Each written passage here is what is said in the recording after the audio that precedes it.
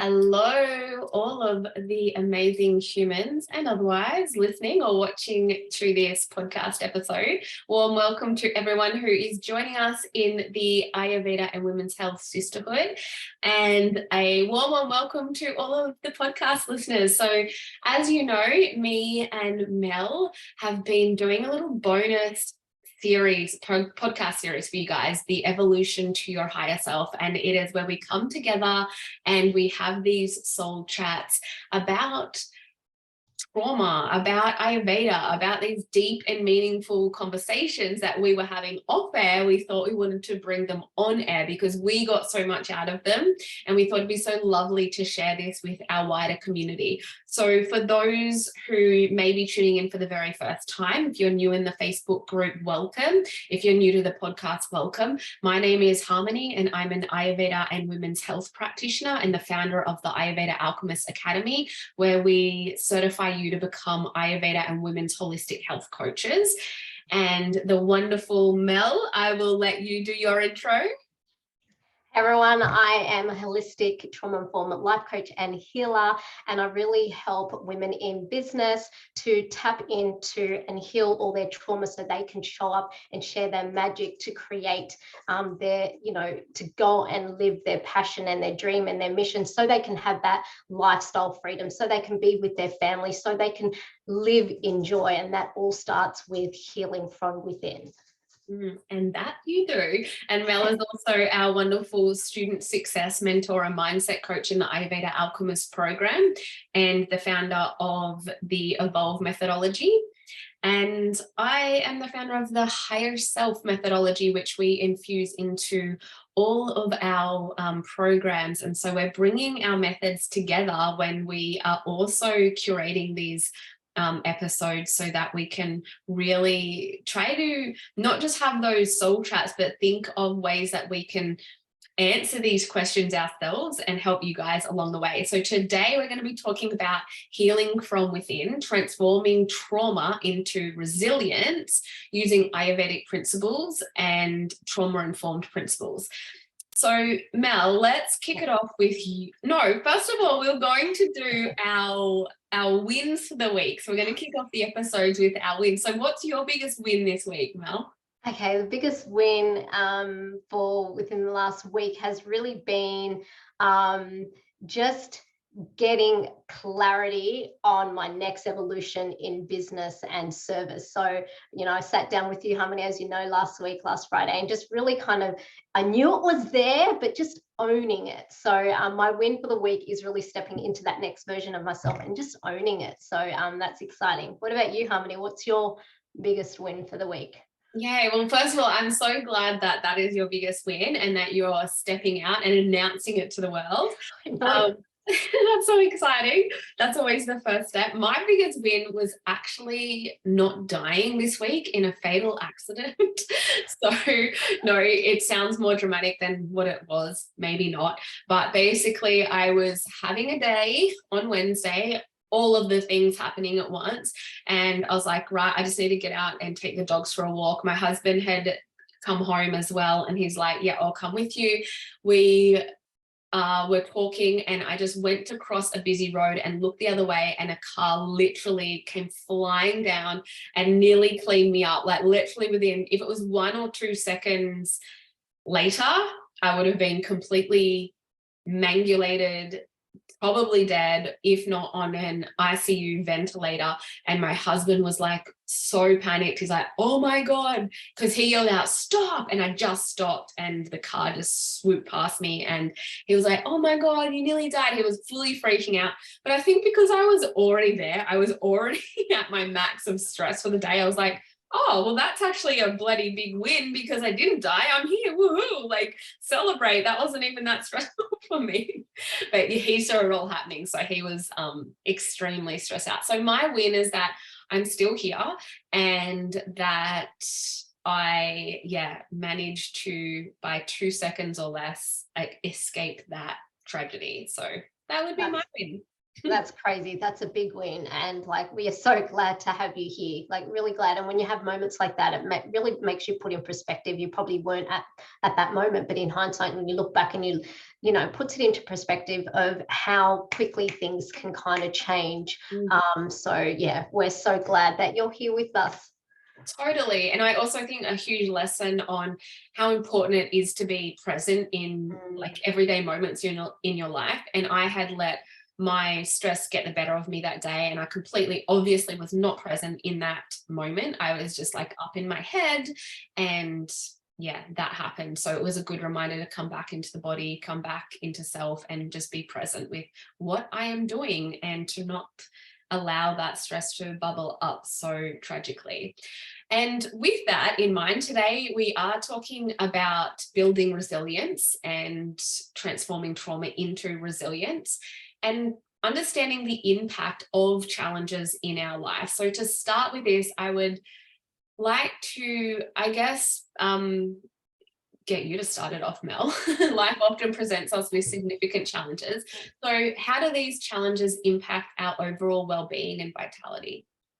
Yeah, that's a good one, because, when we go through significant challenges, especially ones that are involving trauma or huge adversities in our lives, it can have a really profound effect on our overall well-being, our mental health, our physical health. They often trigger the body's stress response. They're like alarm bells going off. So stress hormones kick in, we become extra alert, like we're constantly in survival mode. And if this just keeps happening over and over again, without any breaks, you're just constant survival mode, it can really throw our physical and emotional balance out of whack. But if these challenges keep persisting, or, we keep playing those stories over in our head, and those emotions remained unprocessed, like, in our last episode, I talked about the emotional loop. If they remain unprocessed, it can really lead to physical and emotional imbalances in our body. Physically, this can manifest as health issues. So our body really communicates with us that something isn't right. When we get a rash, when we get bloating, when we have insomnia, this is, the alarm bells that, as I was talking about, our body is communicating that something's not right.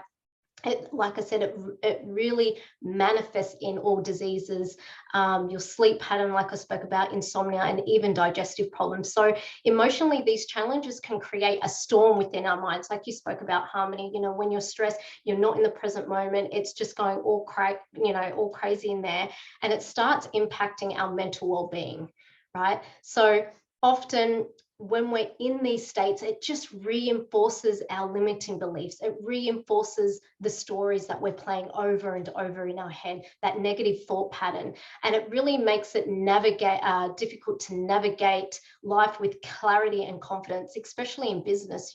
We need to be on point. And when we're living in those constant stress because of traumatic events, we don't have any clarity. We don't have confidence in how we're showing up. That limited version of ourselves that is in the driver's seat, making those decisions. Our highest self, our healed self, isn't making those decisions. We're allowing that wounded part of ourselves to show up. That wounded part doesn't have any clarity to make any decisions, right? So it's really crucial to start recognizing the impacts. We need to start recognizing the signs, the signals that our body is telling us. So once we make a relationship with our body, once we connect into our bodies and have that communication and know, oh, this is going on in my tummy, then something's not right. We need to cultivate a really deep connection with our mind and our body. And once we do that, then we can start the healing process. Then we can go, okay, if this is happening, like Harmony, you knew you were all stressed in the head and something major happened when you nearly got smashed by a car, then you're like, wow, I'm not in the present moment. My head was going everywhere. I should have listened. I should have implemented more grounding techniques or whatever it is. So yeah, it plays a huge role, and a lot of people don't realize the impacts of stress and trauma, how it impacts our everyday life. It's amazing. Just wanted to also ask, because we are talking about trauma, I think it'd be really useful for our listeners if you could just share what your definition of trauma is. Because when people hear that word trauma, some people might be going straight to a vision in their mind of a tragic car accident, or they might be going to, I don't know, some sort of trauma that they've dealt with, losing a loved one. What's your definition of trauma when we're talking about creating resilience around trauma? Yeah, definitely. So trauma, it comes in so many forms, and I'm glad that you brought that up to clarify, Harmony, because everyone's definition of trauma is different. Some people have experienced huge trauma in their life, like a car accident, like sexual abuse. I refer to those as those big T traumas, those really big traumatic events. When people often think of trauma, that's what they think of, right? But then we also got the little T's, the little traumas. So that might be a breakup with a loved one. That might be getting fired from a job. Those are kind of the little traumas. But when I say trauma, if that word does trigger some people or it doesn't resonate, take that word away. It's challenges that we face in life, that we go through, difficult situations, right? So everyone has suffered some form of challenge, some form of difficult situations in their life, whether it's something so big and major or something, just in everyday life, like a small loss. That all those challenges, traumas, whatever you want to call it, that we experience creates emotional reactions in our body. And those unprocessed emotional reactions in our bodies, if they're not resolved, that's when it manifests into diseases. That's when it manifests into mental health issues. So yeah, when I'm talking about trauma, it's just difficult, different challenges that we've experienced in life. Yeah, beautiful. And I think also that our trauma or our challenges are relevant to us, as in there is no one's trauma is worse than anyone else's, because even if we perceive it to be not as big, I guess, it's still relevant to how you're feeling. It's still a trauma. It's still upsetting you and your life and creating dis-ease or discomfort within yourself. So everyone's traumas or challenges are relevant to themselves, and we don't disregard what anybody's going through, no matter how minor it may seem, because we all have different situations around those challenges as well, different supports, different things going on that can heighten the impact of those challenges.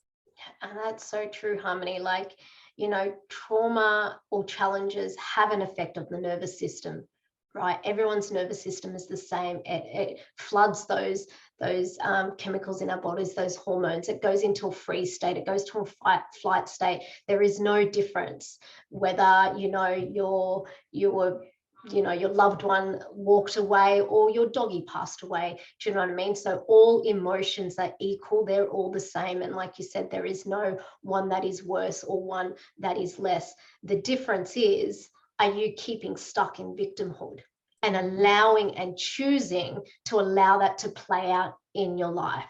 Or are you going to get empowered, heal that, and move forward and build up resilience with that?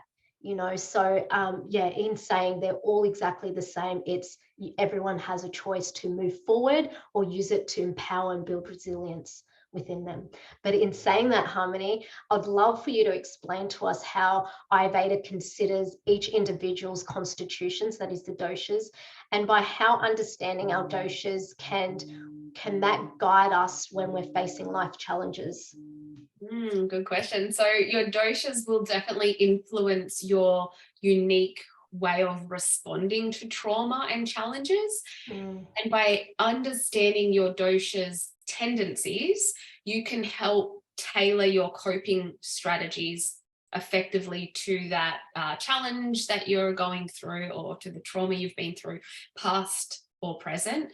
So when we look at the doshas, there's the three doshas, the vata, pitta, and kapha. Vata's response to trauma, Vatas tend to be highly sensitive, and they may react to trauma with the anxiety, fear, and a lot of restlessness. And even I would say Vata, one of their coping mechanisms, although it's not coping, but it would be almost like running away from that trauma. It'd be like something or some challenge happens and you just want to pack your bags and go travel the world. And that's often my first response. I'm like, okay, I'm moving to Bali. I'm going. No, you want to run away from it. So that's a very Vata sort of tendency.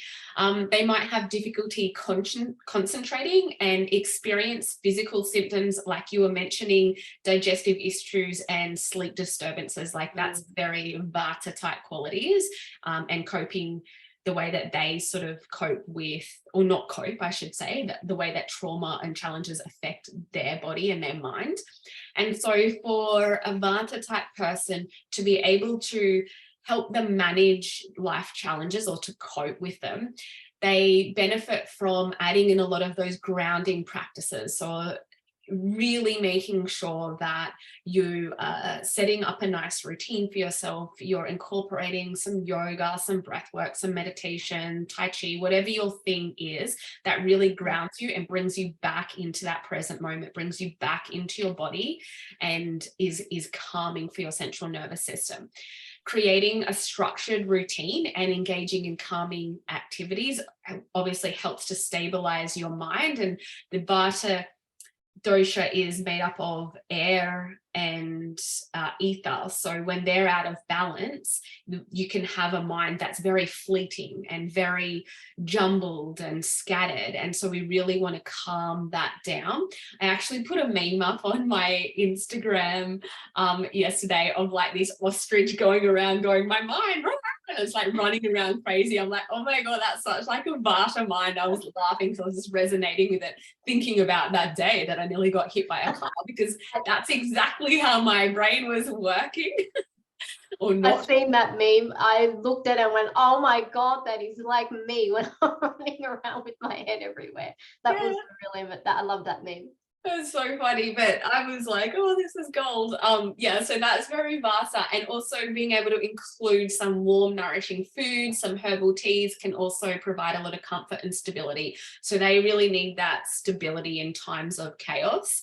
The Pitta dosha, made up of fire and water, their response to trauma is often intense, and they may react to trauma with like anger and frustration and impatience. So they are the type of people that if something bad, say they got into a car crash, like a collision with someone, instead of being like, oh, are you okay getting out of the car, to the other person, they'd be like, oh, you bloody idiot, like what's, their immediate response is this reactive anger or frustration or impatience. They may experience physical symptoms like inflammation, a lot of acidity. So they might be getting like heartburn, that anxious heartburn. Their skin could break out in rashes or bumps or whatever, redness. They could look very flushed, and their anger can go right up to their face. They can feel really hot-headed. So management for Pitta types would be focusing on cooling practices. So going out in the elements, if you live near a lake or an ocean or some beautiful water, like being around that water element is really beautiful, just to soothe their soul. And just spending time in nature in general. So if you don't have any water around you, getting out in as much nature as you can, being out in the elements, the cool air. So if it is a really hot sunny day, obviously avoiding the heat and the sun, but trying to engage in some more cooling activities. A lot of mindful techniques to help with their temporary, fiery sort of nature is really helpful as well. So even putting on, you know how you can get that cooling music, like the sound of rain or waterfalls, like things like that in the background as you're meditating, to really bring yourself back into a more peaceful, calm, cool state. And then obviously the diet would also be rich in cooling foods, cucumber, mint, just to be able to soothe them through the process. So they need a little bit more, I guess you'd just be like, relax, cool down, that kind of response. And then the Kapha dosha is made up predominantly of earth element and water. The Kapha individuals are generally calm, but they may react to trauma with a lot of heaviness and sadness, lethargy, and emotional eating. They also have a tendency to be quite possessive. So they might want to like hoard things or like gain a lot of materialistic things as a way of coping with their trauma. So it's trying to like cover everything up with that. They might struggle with weight gain and respiratory issues. And we know from even like a TCM perspective, grief, so if grief is part of their trauma, it really affects the lungs, even from like an Ayurvedic perspective. So we can see that they may develop sort of like an asthmatic cough if they're prone to asthma, or just a cold or congestion in the lungs. So the management for kapha types, they can benefit from invigorating activities like hiking or dancing, just to counteract that stagnation. So something that's fun, uplifting, gets that fire element moving, gets that passion going. Expressive art therapy can be really good for being able to process their emotions, and their diet should include light and even spicy foods to be able to uplift their spirits, because they usually have that heaviness, that depressive heaviness about them when they're going through life changes and trauma. I love that. I love the perspective on Ayurveda and the doshas, because when, you know, and I'm sure the listeners listening here, when they're hearing you speak about all the doshas and when they're out of balance and when they're going through challenging times, they can go, oh my God, I'm more like that, or oh my God, I'm more like that. So I absolutely love it. And I noticed, I've got to share this as another little weird, I noticed as you're talking, I've grown, because I'm half 50-50 Pitta and 50 Vata. And I got into a little car accident over the weekend. Some peepater, you know, banged me up the bum, and I had a car full of kids. Anyway, I stopped the car and it was peak hour traffic. And in the car, I was like, what the fuck? I can't believe it. These stupid things. My Pitta was on fire. If anyone watched the Elemental movies, I was a little fiery chick.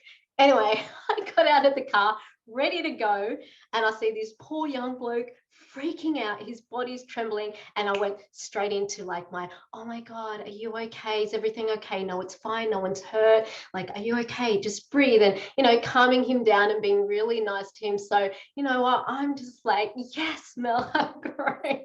I completely forgot about that until you mentioned that. So my bit, you know, like you said, we're all in Ayurveda, even though we're one predominant doshas, we've got all three doshas in there. So it's really beautiful, as you're explaining, just to see the little doshas that come out and play when I'm thinking about my personal experiences when I go through my challenging times.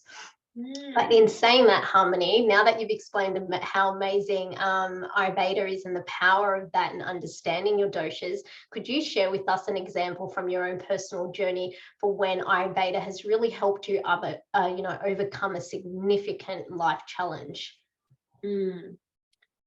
Yeah, I'm just trying to think which life challenge that Which one shall I pick? Which one shall I pick? I've had a few. I guess, like we said, like life challenges can be transforming from your work environment, like going from a stable job to a career where you're your own boss. And that's, I've been through that. I've been obviously through different family traumas. I've lost a lot of friends in the past to death through car accidents and suicide and all different reasons. And that's been hugely traumatic.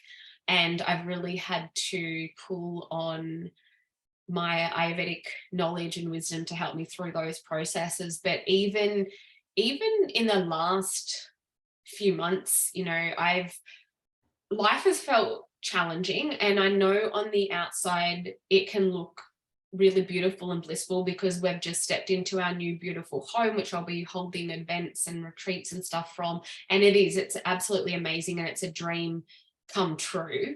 But to get here over the last few months have been super challenging. I've had obviously the building process is never streamlined and easy, although we had amazing builders, and a massive shout out to the Davies because they've been so fantastic.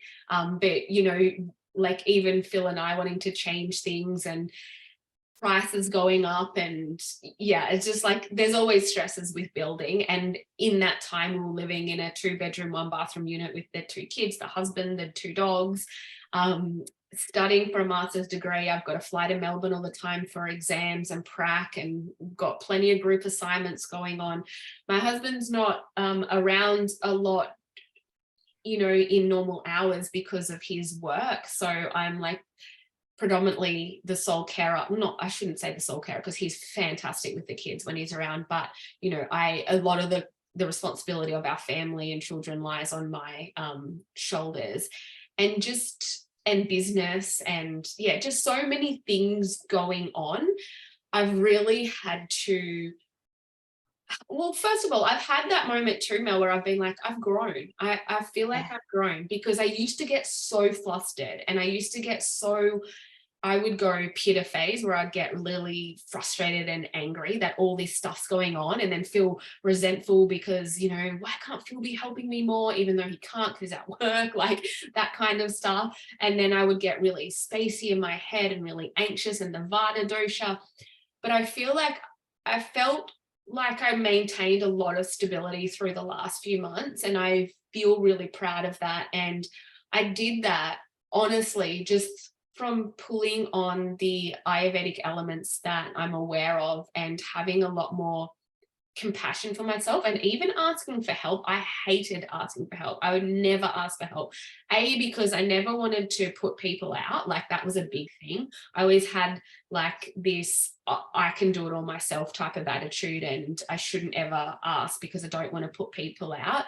And I was also doing prac for my my master's in acupuncture, and it was a Tuesday evening, and the boys' soccer was Tuesday evenings, and Phil's not home, my husband's not home, so I had to ask mothers in the soccer club if they could pick up my kids from school. Their kids don't even go to their school because my kids are the only ones from their school in that team, and take them to soccer and take about, and it was like such a big journey for me just to ask for that help. But I knew I needed to do that, and to overcome my own ego, and to do that so my children wouldn't miss out, but also I guess to allow myself to receive.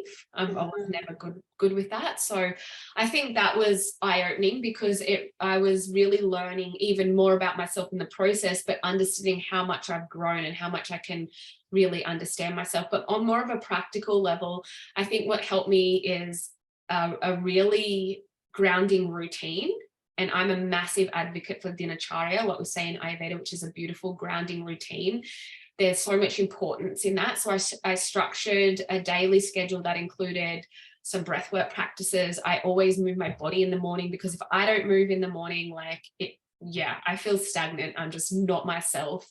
And it really helped to reduce my anxiety, and it just helps to create that sense of order. When you feel like there's chaos and disorder going in your life, sometimes it's really easy to get swept up in that and feel like there's too many things going on to even juggle and manage. So the last thing you want to do is have a routine. But what it actually does is that it grounds that Vata dosha, but it also gives us a sense of order and a sense of control. So it's great for pittas as well. With my diet, I knew that my Vata was becoming quite imbalanced. So I was really trying to incorporate more warm, nourishing foods, just to help manage the scattered thoughts I was having, and counterbalance and pacify Vata's cold and erratic qualities. I'm not a huge coffee drinker anyway, but I was finding myself, well, I don't drink coffee, I drink decaf, or I drink chai tea, but I was even finding myself wanting more like black tea, which has caffeine in it. And I'm like, okay, I've got to make sure that I'm supporting my nervous system in other ways and not relying on that caffeine. Doing self-care rituals, like I said, movement for me is a great self-care ritual, but Abhyanga, so doing like the oil massage in the evening.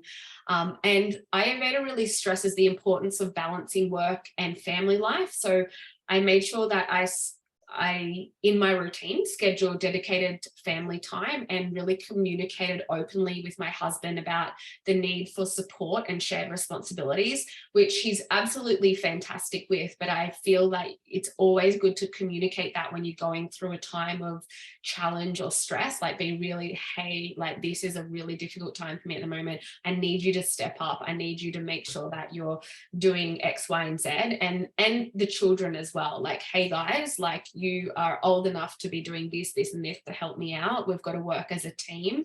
So I think that was really helpful. Whereas, you know, in the past, I might have just like got resentful or was doing it all, but feeling angry about it and then, you know, blowing up about it. Whereas this was prioritizing that communication first, so it didn't get to that stage. And of course, incorporating some breath work into my day, whether that was 5 minutes here and there, it just helps to reestablish and resettle that central nervous system. And also applying like the principles of Ayurvedic psychology, where we're really addressing the limiting core beliefs, because in times of stress, in times of challenges and traumas, your core beliefs will come up. Like, especially as an entrepreneur, like if you are feeling doubtful about yourself, as soon as you hit challenges, those doubts will rise up and be like screaming at you, because it gives you an excuse to go with that belief and not do the things that you'd planned to do, you know? So I think really being aware of that, cultivating more awareness and understanding my core beliefs and saying, hey, it's just because I'm going through this stressful time at the moment, and talking myself around it and just showing myself a lot more appreciation and patience, which was always a big thing for me as well. That's insane. Like, and you like everything that you just spoke about, at the end of it, it comes back to these challenging times. Like I said before, are you using it to build resilience and change and evolve? And you've just done that. Like, you know, looking back and not losing your shit, I've known how insane your last couple of months were, but you know, how well you've held it together. You know what I mean? And it's not saying we've got to be strong and hold our shit together, but it's how you responded to those challenges. And that's the resilience. And when you look back, and I truly believe that anything that life throws at us, it is shitty. And at the time, you don't understand why. And it's just so overwhelming. But when you come out of it, it's like, how are you handling yourself within the challenges, not afterwards? But how you're handling yourself in the challenges is where the resilience is built. It's that friction point, right? And the story that you've explained just shows that, like, everything you've learned isn't just knowledge that you have in your head, right? But it's, you've actually put it into practice to build that resilience. That's where the resilience comes, is putting into practice what you've learned and utilizing your tools. And you've come out such a, like, you've grown from that. You know what I mean? And you're going to continue growing that even when life brings other challenges, for you to just unpeel that layer even more, for you to embrace help even more. So thank you so much for sharing that. That's just absolutely amazing and inspiring.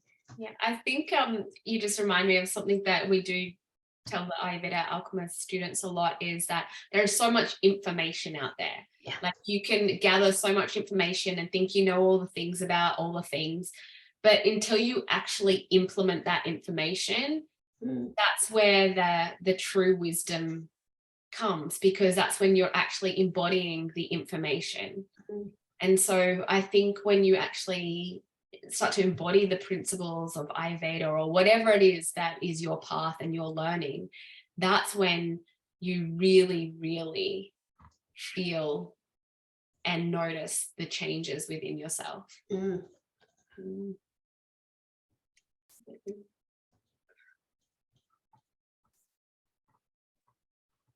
So yeah, just going off that, Harmony, I just really wanted to share how the insights on how an individual can build resilience within their nervous system. So yours is just a perfect examples in everything that I spoke about. So it's when we're going back and having a look at it, it's really understanding how our nervous system responds to stress or challenging situations or trauma. And this involves really recognizing that fight or flight response, where your body prepares to confront a threat. It's about to run away or to face someone that smashed you up the ass or face the builder that's done something incorrectly. Do you know what I mean? And you're just wanting to escape for it. And I just want to share a quick little story. I remember seeing a psychologist years ago, and he drew a river down the stream, and he did, like, I was the head of a little village, and there was dead cows up the top, right? So the water was crap. And he goes, what would you do? And I said, I'll just go and take the dead cows away. And he goes, okay. And it comes back, and what are you going to do? I'm like, I'll just pack up all the things, my whole village, and I'll go find another source of water. And he flipped on the back of it, and he wrote, and he had written before I answered it, run away from her problems. So I was explaining just run, right? So and then we've got the freeze response, where our body can feel really immobilized, like you talk about the kapha, the really stuckness. So these are our nervous system responses to these traumas, to these stresses. So it's really acknowledging them and then taking, okay, what do we got to do? Now that I've acknowledged it, what are we going to do? And it goes back to what you're talking about, Harmony, the dinacharya. It's the lifestyle adjustments, cultivating that self-awareness. And that is when you're going to start building resilience. Everything we spoke about just then, it's using our knowledge and putting it into practice to get the wisdom, right? So what does this look like? And Harmony touched base on so many amazing different ones, and it's going to look different from each and every one, but I find the three core main ones that you need to, anyone, doesn't matter what dosha, doesn't matter what kind of person you are, to start building that resilience in you to be able to go through life challenges, is grounding techniques, right? We need to really get grounded. And when I say grounded, it's staying grounded in the present moment, what you spoke about, Harmony. Right? Because the future doesn't exist, the past doesn't exist. It's just here, it's just now. And being so grounded in the present moment, right? That can be putting your feet on the ground, doing some breath work, doing some meditation, mindfulness practices, just being in the present moment. The second one is self-compassion, right? So as you're going through life, as you're evolving, as you're growing, you're going to have moments of vulnerability. Life is going to happen. Shit is going to happen. But stay compassionate with how you're responding or how you're reacting or the situation going around you, right? Like, I know I've had a really crap 18 months, but I could have been really down on myself. Like, Mel, what are you doing? Get back up, suck it up, keep going. But no, I stopped. I went in my magical cave and went, no, I'm having self-compassionate. I'm not discarding what I'm going through. But I was never in victim mode. You can have self-compassion and do the healing, but don't get stuck in victim mode. So have self-compassion, connect in with yourself, have those beautiful conversations with yourself, and seek support. Whether it's support from, a coach, a mentor, a therapist, some beautiful support group. There's so many groups out there that you can go to, just seek support to able to get you through that, so you can understand. Sometimes when we're going through something, it's really difficult to take us a step out and see the bigger picture. But by leaning on someone and having that support and being able to talk things out, you're able to then have self-awareness. So they will be my three top things that I can share with the listeners of how can we start building resilience through adversities that we go through. And I can see you putting your hand up. So yes, Harmony, you can speak. Secret code, Mel. It's like, well, I just really wanted to ask a question. I'm like, me, but it was meant to be a secret code between us, not Outing you around the world. There's no secrets here, Harmony. I love it. I was just gonna ask about victim mode. I think it's really interesting what you mentioned, because it's right. I was, by your side when you were going through all of that, and you definitely don't ever show up like victim mode. But I thought it would be really interesting to share, like, what does victim mode actually look like? Because I think sometimes people are going through trauma, life challenges, and they don't know how to be any other way. And they're not realizing they're in what, quote unquote, the professionals call victim mode. So Yeah. can you speak on that a little bit more?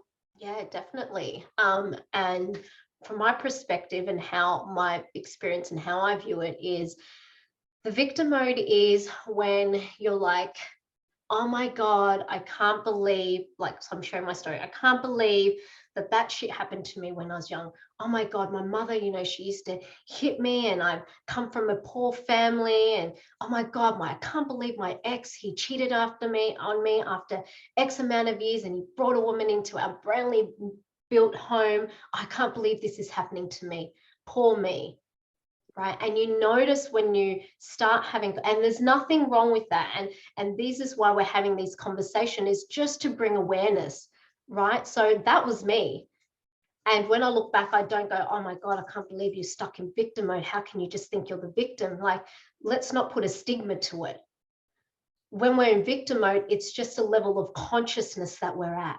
Right. So how do we move from that level of consciousness when we're stuck in victim mode? And you notice when you're talking to your friends, you're talking about, like, this has happened. I can't find a house to live in, and I can't get a job, and I can't believe these people did this, and I can't believe those people did that. So when you're finding yourself having conversations like that, you're very much in that victim mode. So how do we move from that victim mode into, an empowered state to build resilience, right? So it is very difficult. I'm not discounting that it's very difficult, but what we need to do is pull back onto those techniques, right?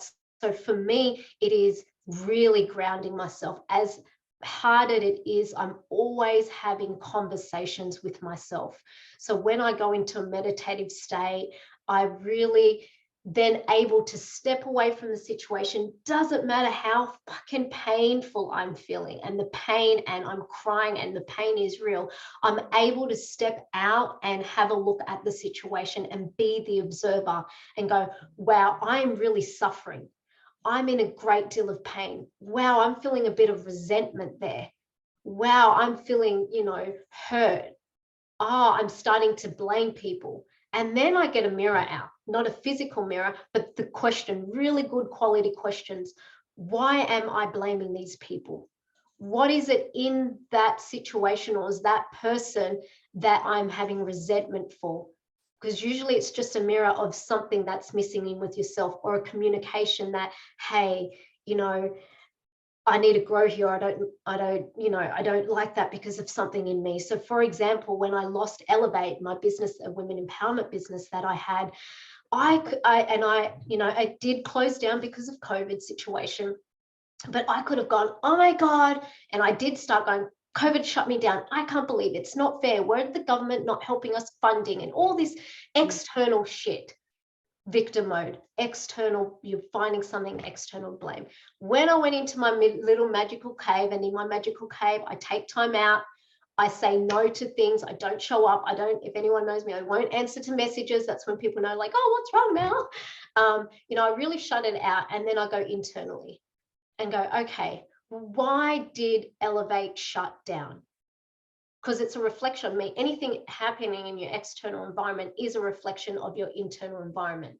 So why did it shut down? Why am I feeling shut down? Right. And it was because I didn't feel worthy enough to have a beautiful space. I didn't feel confident enough to show up. So I shut that version down, that successful versions of myself. I shut that down. Externally, it shut down. So when you can really turn those conversations of externally, why poor me, and hold a mirror at, why is this happening? Even though I'm going through pain, even though I'm suffering, even though I'm crying and things aren't fair, you can start building resilience by asking these questions. Use these traumatic events, challenging times in your life to really ask deep quality questions. When you hear professionals say, go deep, go within, this is what they're talking about. And you may not understand it, that questions may not come up, but keep that conversation open, keep that dialogue open with yourself as you journey through. Because as you come out and as you're doing that and keeping the dialogue open, you are staying in the observer position. You don't fall back in the poor me victim mode. So when you come out, you can really, and you're responding, when you're in that state, you're responding instead of reacting. You can still take empowered step when you're hurting because of the resilience you're building within yourself. So that is how you move from that victim level consciousness up to that, that resilience, open, evolving, higher self-consciousness, by just taking a step back and really just observing and using it as a tool for growth. I love how you explain, like, victimhood is just basically a different level of consciousness to where you need to and want to be. Yeah, brilliant. Love that. And in saying that, so we're talking about resilience, Harmony. So I know that resilience is really, really crucial and vital for when confronting challenges in life, right? So from an Ayurveda lens, how does Ayurveda contribute to the development of this resilience, this resistance, and what practices can our listeners adapt to nurture it? So from an Ayurvedic lens, resilience is closely linked to the concept of Ojas, which represents vitality, inner strength, and immunity. And in Ayurveda, how we foster resilience and different practices that our listeners can adopt is to really get to understand yourself on that deeper level. And through that, or the way that you can do that, is really starting to understand your individual constitution. So your bioconstitution, which we've been referring to as the doshas. Ayurveda teaches that imbalances in the doshas can waken the body and mind, making it more susceptible to stress. So if that dosha is out of balance, then we can be more susceptible to stress, and that will play out in different tendencies depending on that dosha that's out of balance, as I explained at the start of the episode. But when the doshas are nice and balanced, you have this resilience, you have this inner strength, you have good immunity, good vitality, like you are stepping into that higher version, that higher self. And when you understand your constitution and take steps to maintain that balance through different diet, lifestyle, stress management, you can really enhance your physical and mental resilience. And I've actually got a free training on how you can optimize your health and understand your bioconstitution, which I'll put in the show notes. It's a 5-part mini series. The other way to be able to build more resilience, more ojas, is to strengthen what we call our Agni. And when we refer to our Agni, often in Ayurveda, we think about our digestive system, which is true. So having a strong digestive Agni is essential for good health and resilience, but also Agni of our cells, and it's our metabolic functioning and the way we process things. So even our thoughts, the way we process our thoughts, the way we process our emotions. So building a good, strong Agni within us can help us process food, emotions, thoughts, all of the different things that our body or mind needs to process. Obviously, stress management is a key factor in building resilience and being able to, as you mentioned, not get so quickly into that reactive state. So being able to tonify our vagus nerve and our central nervous system helps us to not quickly react when we're in a stressful situation, rather we can respond because we've actually done a lot of work on toning that central nervous system.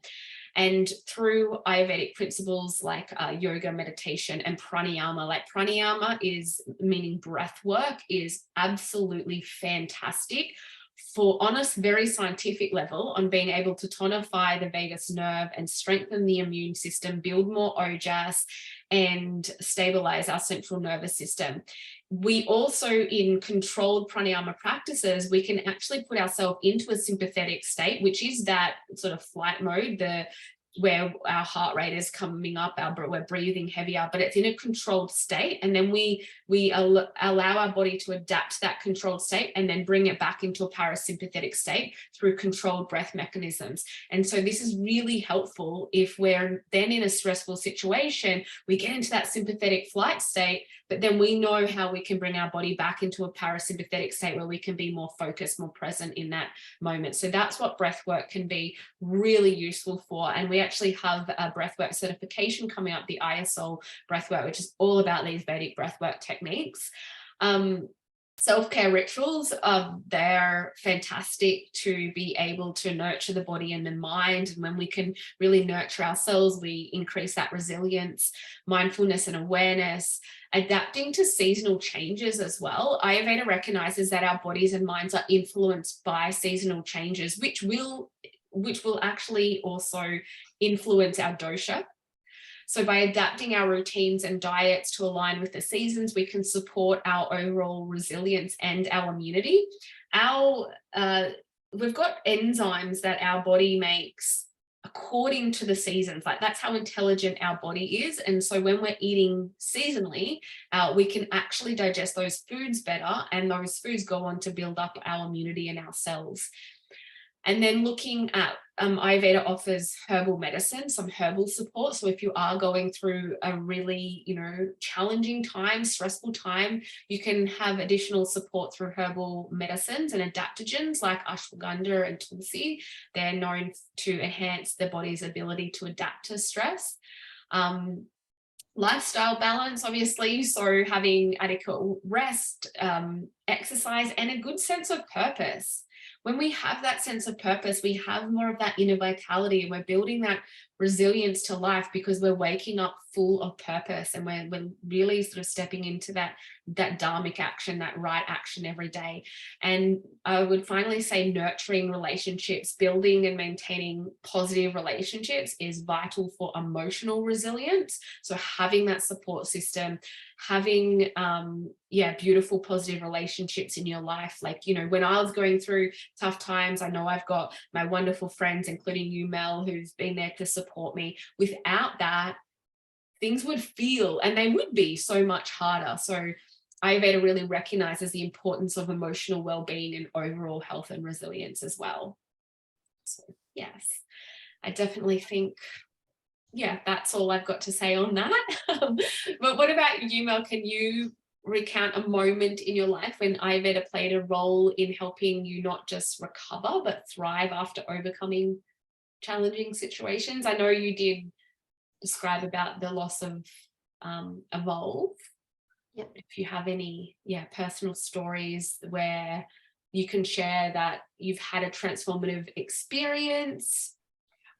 Yeah, definitely. And this is more so from a health side. So, I suffered from when I was 14, 15 years old. I was diagnosed with PCOS, which is polycystic ovarian syndrome. Is that how you say it? Polycystic ovarian syndrome.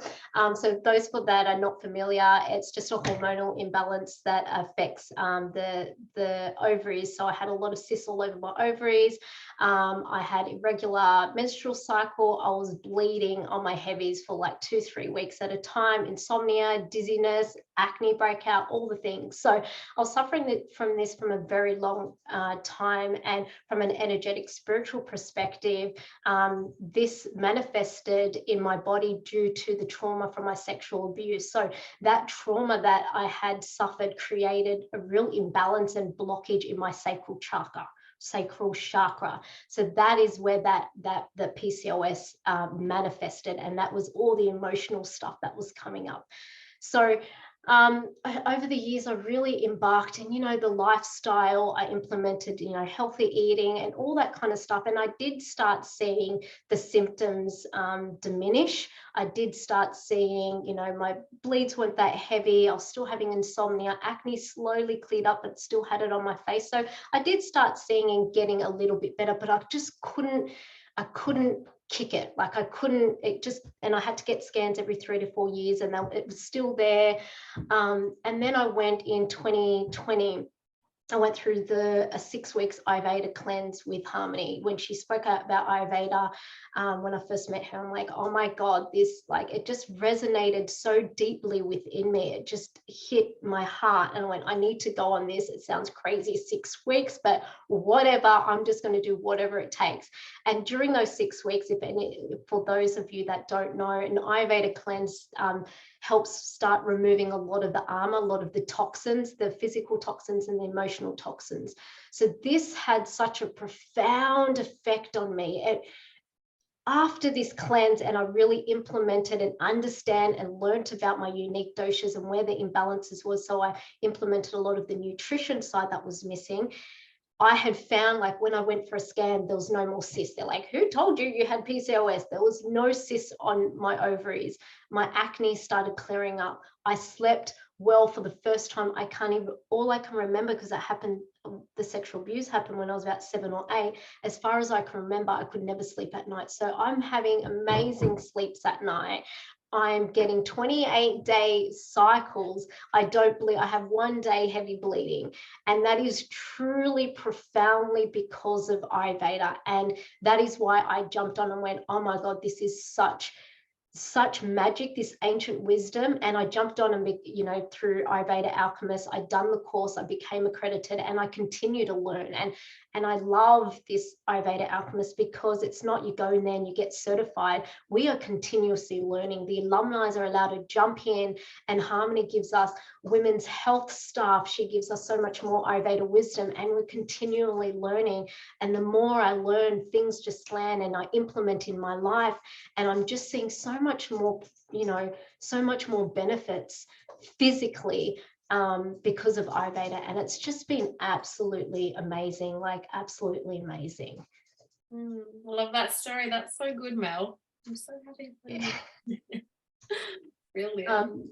And I also, on that note, Harmony, I wanted to ask you, like, when we go through challenges, it really propels us into personal growth, or gives us an opportunity for personal growth. So I really wanted to know, how has your journey with Ayurveda really shaped your perspective on life's challenges and personal growth? I know you spoke a lot about it today, but what is that one key thing that has shifted or shaped your perspective on these challenges and personal growth? Ooh, one key thing. Yeah. I guess one key thing, I would say, I'm going to try to amalgamate a few key things into one. But I think that Ayurveda gives us a true holistic understanding of ourselves. And often when we hear holistic health being thrown around, it's usually talking about a holistic health aspect or principle or treatment.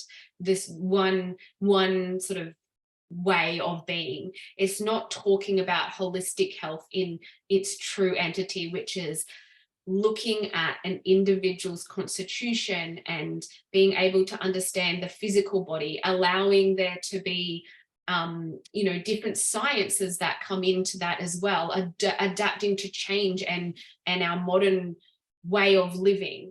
Also being able to address our emotional health and our spiritual health and our mental health. And Ayurveda really looks at our dharmic health, our dharma, and our connection to purpose and self. That is all just health. It's not like, oh, I'm a mental health expert, I'm an emotional health expert, whatever. It's like Ayurveda brings it all together and says we can't separate these things because they all make up who you are as a human being.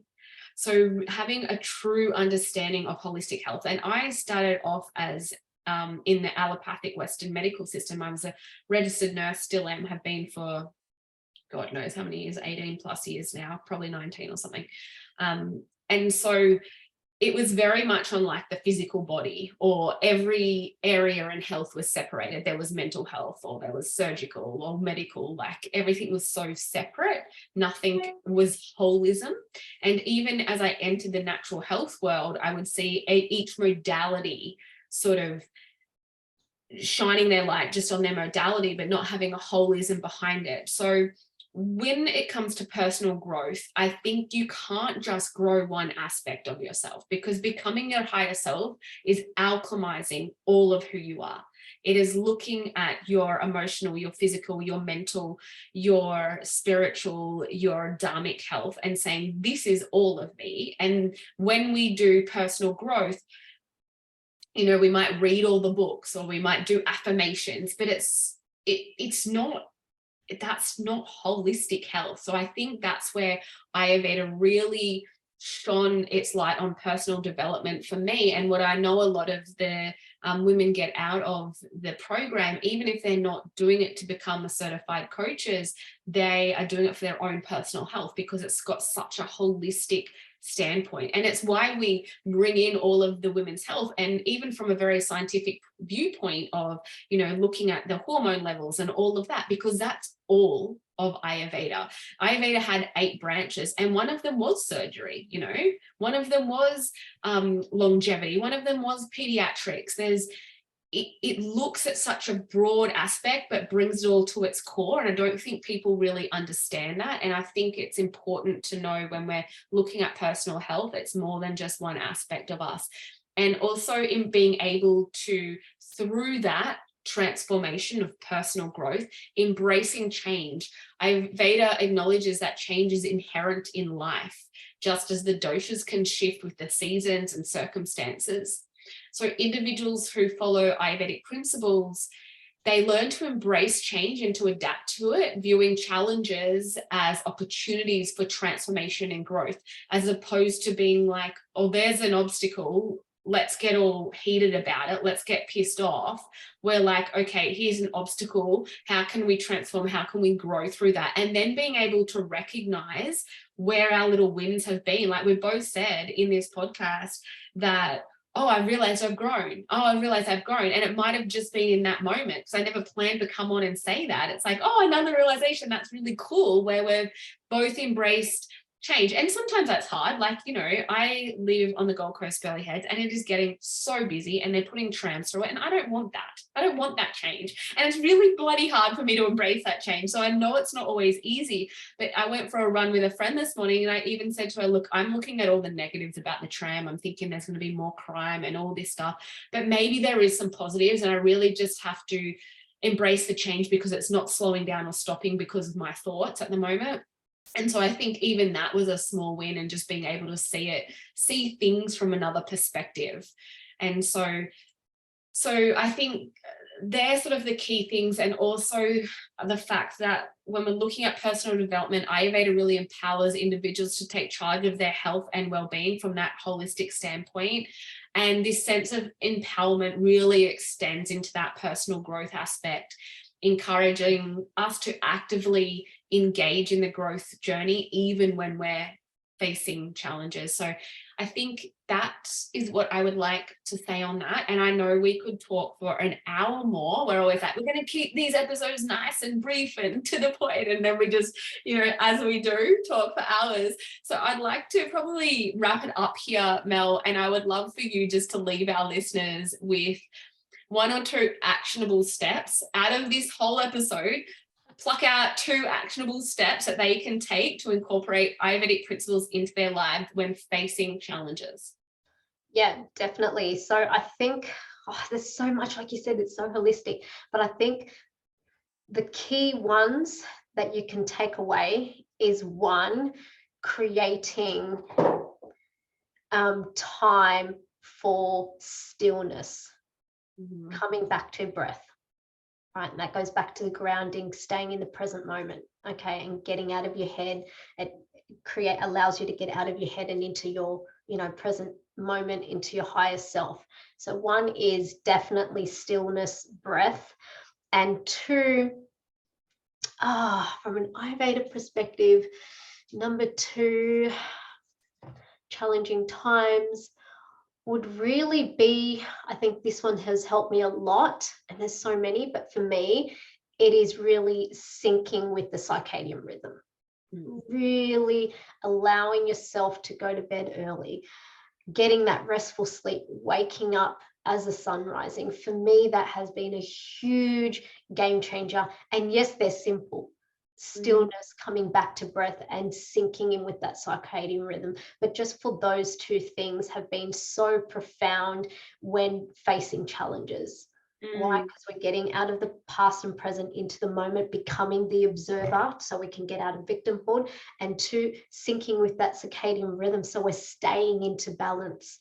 When challenges happen, we might stay up late and think about it all night and want to hide and sleep in our bed and not get out of bed. But by staying with that circadian rhythm, we're staying in the flow of nature into balance. So they're probably the two key things that I can leave with our listeners to take away from the Ayurvedic principle when facing life challenges.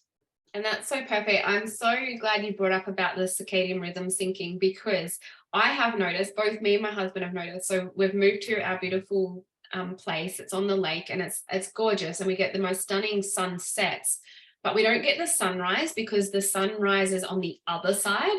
Whereas when we were living in the unit, the sun would rise over the ocean, and every morning we would get up energized, ready to watch the sunrise together. It was like our thing. We would watch the sunrise, have a beautiful cup of tea, and it would just feel so energizing. Whereas at the moment, we're like, it's really hard when the alarm goes off to get up because it's so dark on that side and we don't have the sun. So it is so true how much of an impact when you can sync with the sunrises and witness that and the circadian rhythm, how much it can impact your energy levels, your vitality, your mood, because I know we were getting up just like ready to go.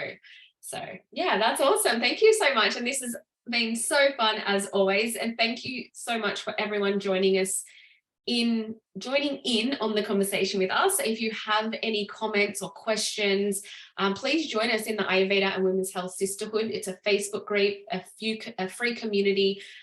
We live stream these episodes in there, so you can post your questions underneath. If you're listening to the podcast, thank you so much. We will put our links in the show notes.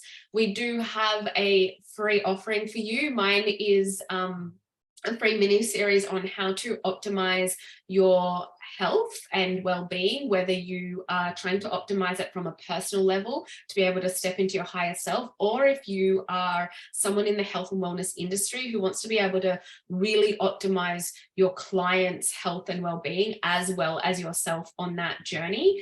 So I will put that link in the show notes, and Mel has her free gift for you, which is... Yes, guys. So I've got my free mini series masterclass. So it's 3 pillars to heal trauma. So this has really my journey of how I was able to heal trauma and build resilience up was my 3, heal, remember, and embody. So I take and explain those 3 different stages. And it's also got a really comprehensive workbook that it's actionable steps. And, when I talked about the good quality questions, so you can go in there at your own pace, build some awareness, do the work in there. So it doesn't matter where you go on, whether I'm on Facebook or Instagram, you've got the link up there. So just click on that, and that's my free gift to you. And at the end, it's got a beautiful soul activation where it's a 20-minute, you put it on, it's a somatic embodiment practice that allows you to connect to your soul essence and just activate that. So that is my free gift to you, beautiful listeners out there. So good. And in the show notes, we'll also put links to a few of the courses that we mentioned. So we have the Ayurveda Alchemist. If you do want to learn more about Ayurveda and women's health, become a certified Ayurveda and women's holistic health coach. The breathwork, if you would like to become a certified breathwork facilitator. And we're also running a 3-night retreat, which we're super excited about. It's called the Sacred Retreat, where we'll be doing lots of sacred rituals, learning all about Ayurveda, women's health, just connecting. It's going to be so beautiful. And we will also put the link to that retreat because early bird offer is happening now. So be quick to get your early bird spot and come and connect with us, and in all of these beautiful rituals, eating beautiful food. And yeah, we cannot wait. We've got yoga and all different things happening. So breath work, it's going to be amazing. Anyway, guys, you have a wonderful day. Thank you so much for joining us as always. Lots of love. Namaste. Bye, guys.